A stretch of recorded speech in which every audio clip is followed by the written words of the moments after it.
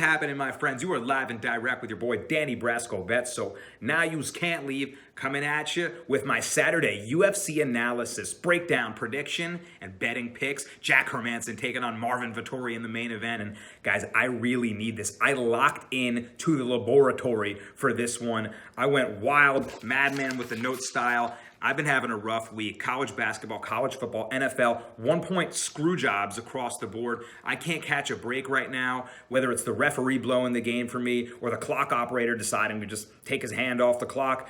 Normally I'm not one to lose a bet and call that everything's rigged, but at this point, I got the tinfoil hat on. So if I lose big on my UFC card here, I'm skipping town. My bookie's gonna have to find me and kneecap me, or I'm going to have to throw those gloves on and get after it because I'm not going out like this. So let's get after it here. Fade or tail me at your own risk. I'm trying not to get desperate, but I really locked in for this. So let's get into things. Here's my analysis. I'm going to build together a little 3-leg parlay, and I'm going to tell you some other bets I like, maybe straight up, maybe prop bets, whatever you're feeling. I'm trying to get after it here. So I'm going to be sprinkling a lot of different stuff. Into the action we go. I'm starting my parlay with Roman Delige to defeat John Elon. Elon, I think that's how you say it. Brazilian guy fighting out of Shoot to Box Academy, and good gym there, good camp. Delige, another Georgian fighter. The Georgian wave continues. We're seeing Elia on this card. We got Guram Kukataladze, who's Hamzat Chimaev's best buddy. The Georgians are here in a major way, and I really like Delige.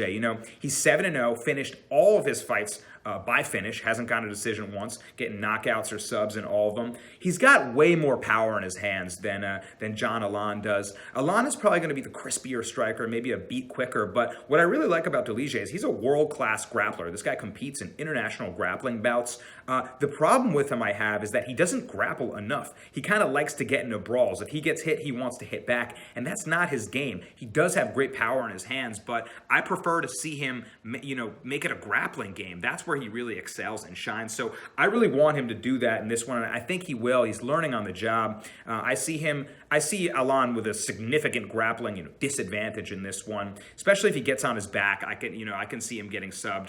Delige doesn't shoot takedowns that often, but if he starts to employ that in this fight, which I'm really hoping he does, and he's learning as he goes, then I really like him to win this one. He's sitting at a minus 220 right now. I'm definitely going to get him involved.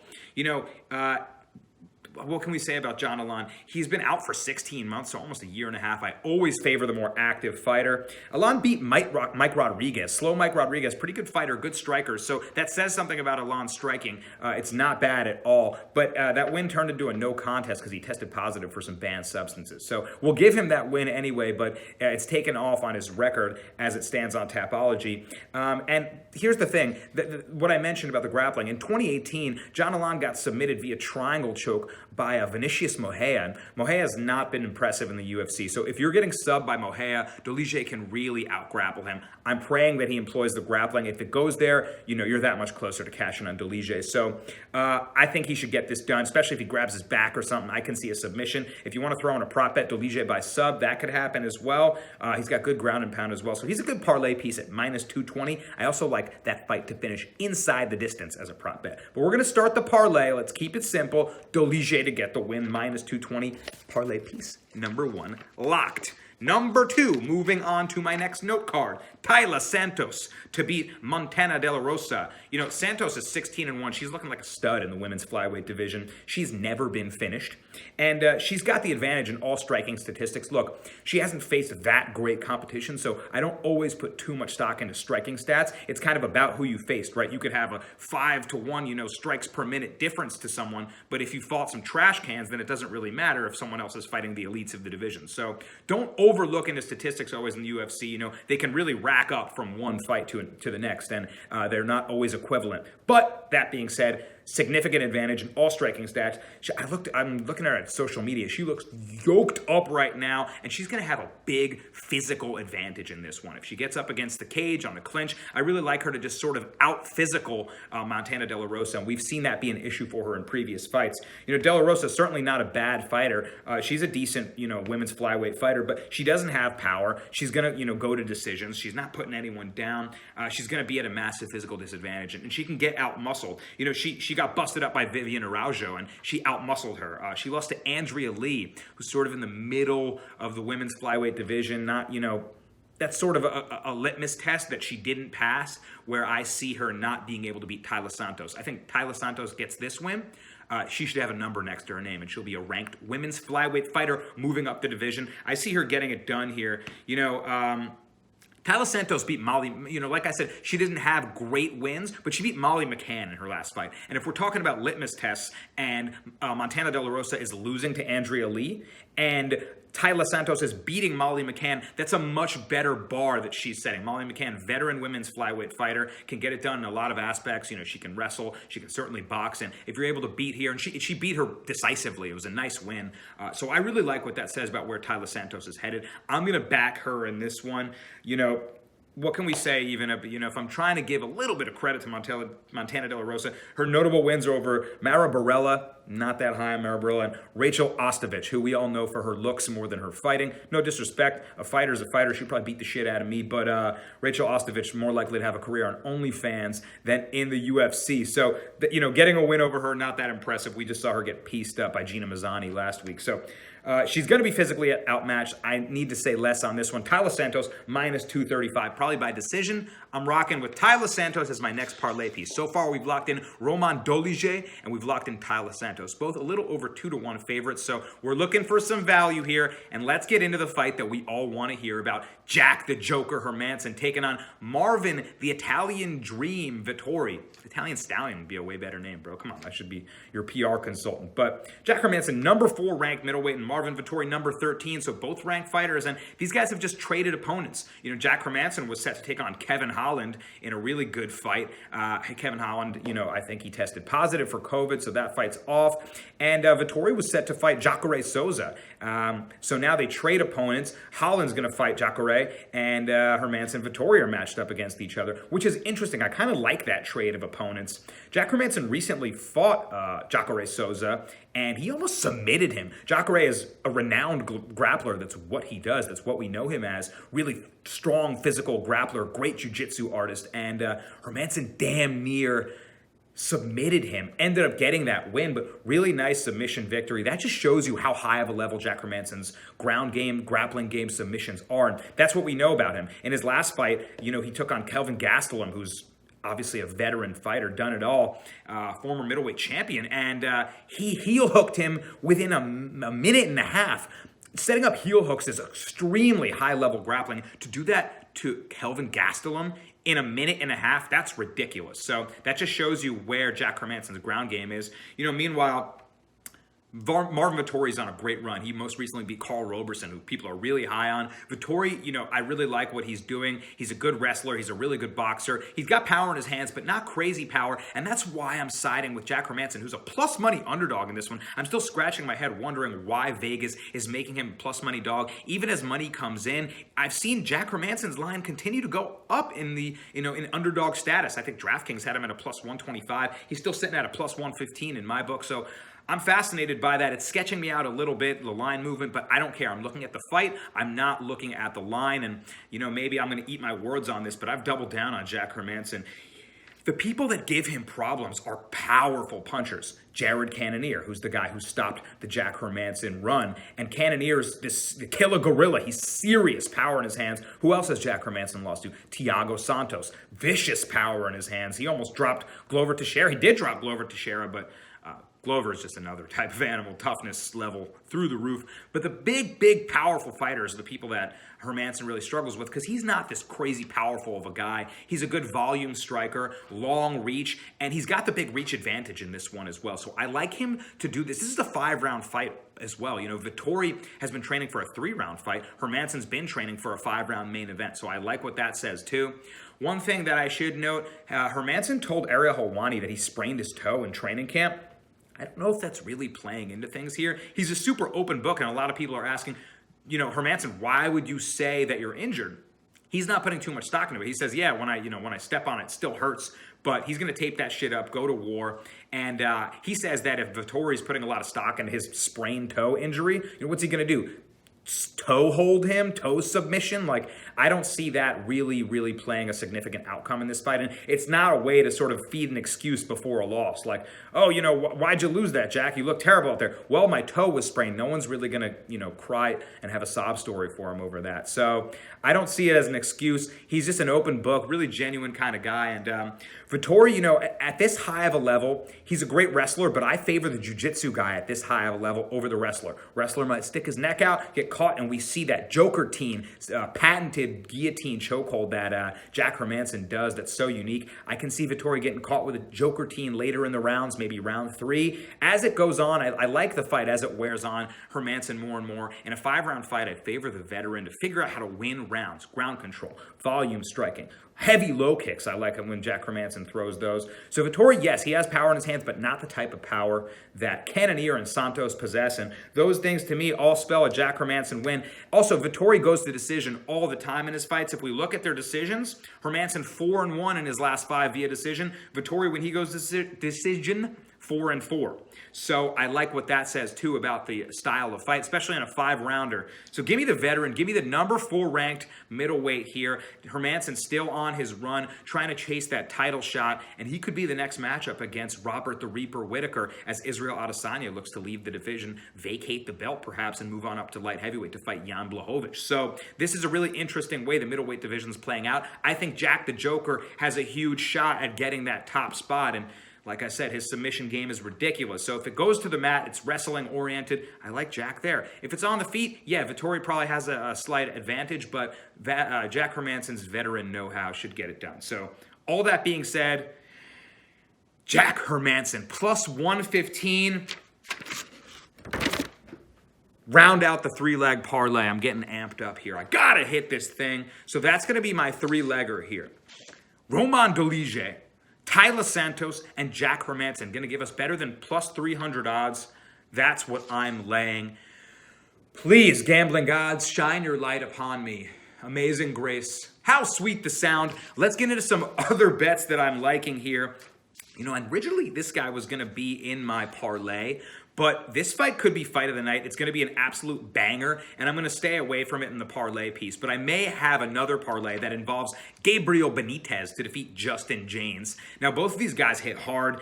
James hits like a freaking Mack truck, and that's what scares me about it. James can catch anyone clean. He comes out swinging in the first round. He could put anyone's lights out early. So if that happens to my parlay, I'm going to go cry in a corner. I'm not going to let that happen to me. So I'm going to put Gabriel Benitez in a separate parlay, perhaps. But he's a minus 235 favorite. Here's what I like about Gabriel Benitez. He's the veteran in this fight. He's fought more notable competition. He's on a 2-fight losing streak, but who's he fought most recently? Omar Morales, who looked great. He just fought Giga Chikadze in a really good fight. That was a close one. Giga pulled the win out there, but Morales looked really strong. And in that fight, Gabriel Benitez, he's a great kicker. He's coming out of American Kickboxing Academy, a.k.a. Solid Gym. His training partners say he's got some of the hardest kicks they've ever felt. He threw a kick at Omar Morales, and he split his shin open. You could see the bone. Don't look it up. It was absolutely disgusting. It was gross, but they patched it up nicely. He looks to be okay. That's the one concern. If his shin comes open again, yikes. I mean, that's no good. But I think he's healthy and ready to go, and he throws nasty kicks. So he also, he fought Sadiq Youssef. Sadiq Youssef, featherweight, blue chip prospect right now. He even dropped Sadiq Youssef before he got finished ultimately, but he's fighting really good fighters at featherweight. This one's going to be at lightweight at 155, so moving on up here. And a lot of people are saying, oh, well, that's why James has the advantage. They're moving up in weight. He's the more powerful guy. And James says he's going to have better cardio now that he's at 155, easier weight cut for him instead of going down to 145. But here's the thing. Benitez, 9-1 in 10 fights at 155. So he can fight at this weight, absolutely. And James, I don't think, is going to have that much more of a significant advantage. His cardio kind of fades after round 1. He really goes heavy for that first round knockout, marches you down, that boxing style. I think if Benitez is able to land that vicious body kick, he could shut the system down. If that's going to be available for him, then the cardio will zap out of Justin James, and that's going to be good for Gabriel Benitez. As the fight wears on, if it gets out of round 1, I favor Benitez heavily. As it wears on more and more, I see him either taking this to a decision win or even being able to get a 3rd round finish later on. So,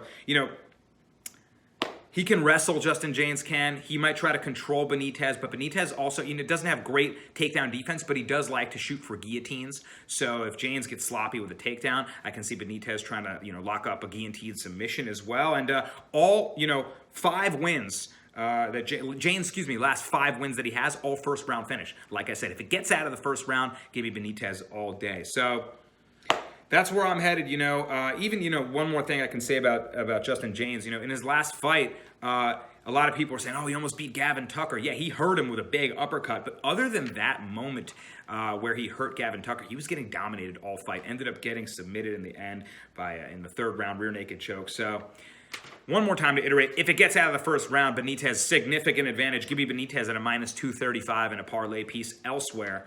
And that being said, if we're going to look to piece other, guys together and other parlays, here's some other bets I like. I told you I'm a madman with the notes on this one.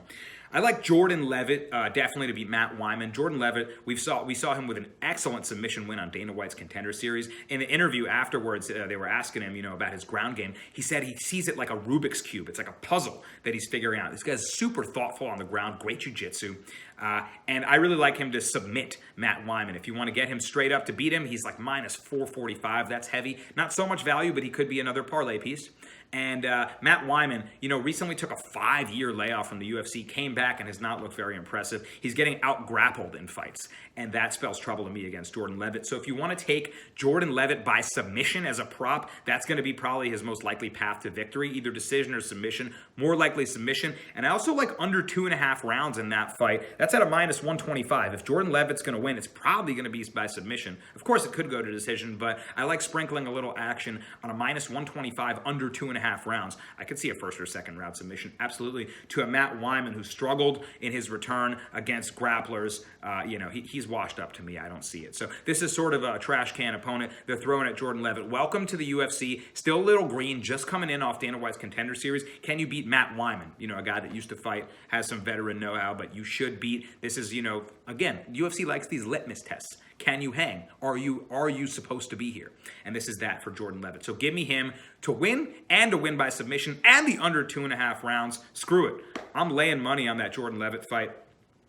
I also like Jimmy Flick by submission. Now, that fight's scary. I wanted to put Jimmy Flick in a parlay piece because I was so impressed with his win on Dana White's Contender Series as well. This guy is a submission artist. I think he shot like 15 different subs in that Dana White Contender Series fight against Nate Smith. Nate Smith was like an Olympic-level wrestler, and Jimmy Smith would not stop with the sub. Arm triangle, transition to arm bar, transition to triangle, rear naked, Darce choke. He was getting after it. Finally finishes him with an arm triangle, which is Jimmy the Brick Flick's specialty. That arm triangle looks really good the way he sets it up, and he can put your lights out with it. So he's fighting Cody Durden in this matchup, and Durden, solid striker, definitely going to have the advantage on the feet, but Jimmy Flick, strong advantage on the ground. If it goes to the mat, I like Flick to find a submission win. Durden is dropping down from bantamweight to flyweight, and flyweight is just another pace, another level of speed. These guys fly at you, appropriately named division. And Jimmy Flick, he's not the craziest volume striker, but the pace that it goes at, I wonder if Cody Durden can keep up. He's cutting more weight. And so if it goes to the mat, you should, if you're betting on Jimmy Flick, you should feel a lot better about that. If he does win, his path to victory is submission. He's got 15 wins. 13 of them are by sub, 2 by decision. And when he loses, he gets knocked out. So if you're betting Cody Durden, bet him by knockout. If you're betting Jimmy Flick, bet him by submission. I like Jimmy Flick by submission in a prop there. That's a good one. So those are going to be my bets. I've laid them all out. The parlay, Roman Dolidze, Tyla Santos, and Jack the Joker Hermansson to all get it done. In a separate parlay, probably going to add Gabriel Benitez in there, Jordan Levitt. Give me the under and rounds in a Jordan Levitt, Matt Wyman fight. And in props, give me Jordan Levitt by submission. Give me Jimmy Flick by submission. And, just so I can mention the other fights on the card, these I have in a section called Faders, fights that I am absolutely fading. Luis Smolka, Jose Quinones, don't care. Jan Vellante, Jake Collier, oh my God, that fight's going to look like it's happening in a jar of molasses. Don't care. I like Jan Vellante to get that done. Jake Collier is not impressive at all, but don't bet on that fight. Elia Tapia, Damon Jackson, really good fight. And I'm not betting on it. I like Elia Tapia a lot. Georgian wave, like I mentioned earlier. But after I saw Damon Jackson steal a win out of Mirsad Bektic's hand in his last fight, I can't back him. Ilia Topuria in his last fight beat a streaking Youssef Zalal, looked excellent. He won all the rounds in that one. It was a dominant decision win. Great wrestling, great control, good volume striking, changes levels really well, pops the jab out there. I really like what he did to Youssef Zalal. He took Zalal's, fantastic striking away from him and really controlled him. Even a guy that has, good scramble ability, he kept him on the ground. He almost submitted him a few times. Really impressed with Ilia Topuria, and that was on, I think, 8 days' notice. So now in a full camp, yes, he should get the win over Damon Jackson. However, Damon Jackson is a tough son of a gun. He's the older guy. He's going to be the stronger guy, more physical in this one. And Mirsad Bektic in that last fight was absolutely dominating him on the ground. Bektic, very good position wrestler. He was keeping him in positions that he liked, ground and pounding him, hammer fisting him. And all of a sudden, Damon Jackson switches position on him, catches him in a sneaky submission. And his nickname is the Leech. He absolutely sucked the air out of Mirsad Bektic. It was a really impressive win. This guy's been around. He's been, in the LFA a long time. Now in the UFC, veteran guy. And that fight scares me a little bit. Ilia Topuria, almost a 3-1 favorite right now. Better than 2-1, I think. It's too heavy. That fight should be much closer to pick'em than it is. So I'm going to stay away from that. However, if you're betting, I do like Topuria. Just don't like the odds. And then finally, the co-main event. Ovince St. Preux, OSP, the veteran light heavyweight versus Jamal Hill. I'm staying away from that one as well. My guys at Fight Night Picks, Matt and Craig, great analysts, they say they made a great analogy or a comment on OSP that, one fight he looks like he should be in the top 10 in the light heavyweight division. The next fight he looks like he should be fighting on the Bellator prelims. You never know what you're going to get with this guy. He's sort of a two-face, and I can't bet on something like that. I like OSP. He's a plus 145 underdog now. He's obviously one of the greats at light heavyweight. The Von Preux choke, we've renamed the Von Flue choke to the Von Preux. This guy's got his own unique submission, crafty on the ground. He's got crazy power, but the way he fights this march down, single shot, march down, single shot. Jamal Hill is the better striker, in my opinion. He's a blue-chip prospect, up and coming, and he's fighting at a Murcielago gym. Not a gym that a lot of us would have known earlier, but who else fights at a Murcielago? Joaquin Buckley, viral knockout artist, and Chaos Williams, who's all over the map now after his last win against Al Hassan with a vicious knockout, sleeper. So, that gym is streaking right now. Sometimes I just like to back gyms, that are hot. All the guys clicking on all cylinders. Maybe they got something in the water over at Murcielago.